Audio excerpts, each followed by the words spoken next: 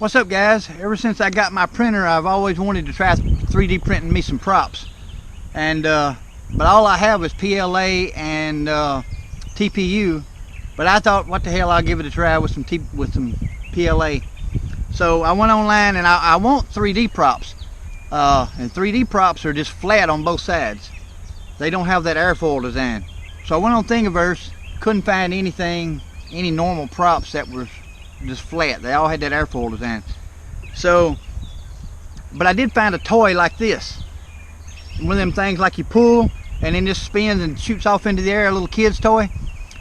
So I redesigned that a little bit, and I made two of them. And I put one on and it broke instantly as I was holding it to tighten up the nut. It's just too flimsy. The blades are only a little over 1/2 millimeter thick, and I wanted some blades that were 2 millimeters thick. So this was out, couldn't use that, so I just started from scratch and designed my own prop, and I ended up coming up with this. It's tapered, it's got the right size hole in the middle, it's 4.5 inches. I wanted a little shorter prop because my normal props, like I normally run, these Gemfan Flash, they're so long that I've cut so many battery straps with them, so I wanted just a little bit shorter prop.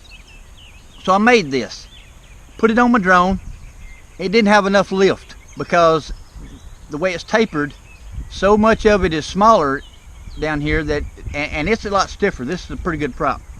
All right, so that was out. So what I ended up making was this. I'll show me printing them right here.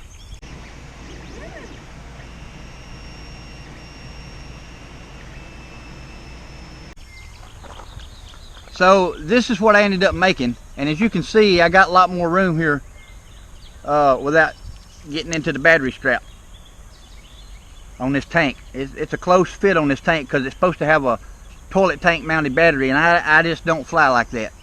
So are they gonna fly apart? These are I just squared these off and made them like bullnose props. They're 2 millimeters thick. They weigh 3.4 grams. This Gemfan Flash prop right here weighs 3.2 grams, so it's only 0.2 grams heavier per prop. They're a lot stiffer, you know. Now whether they'll hold up, I'm pretty sure in a crash they're gonna break right away, but it only takes 20 minutes to print one of these, and as long as they don't fly apart just from the RPM, we'll be okay. So let's test it and see what happens.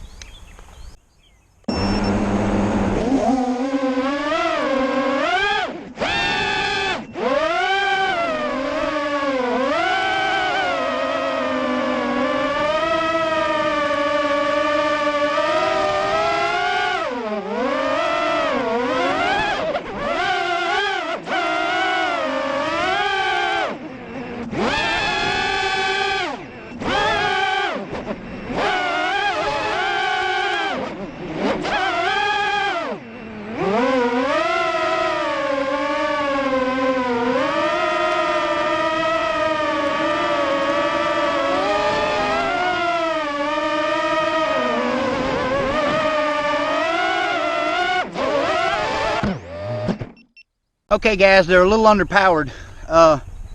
They work just fine until you crash. That crash I just did, it broke two of them. It broke the one arm off of that one, and it broke both arms off of this one. I heard them hit my shed over here.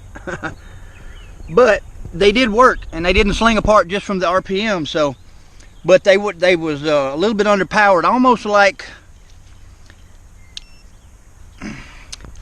It feels a lot like when I put my normal props on and put them on normal, both the right way up to where I'm just gonna fly this way. But then when I do try to do 3D, since they're on all of them are on upside down, I don't really have much power. That's kind of the way it feels.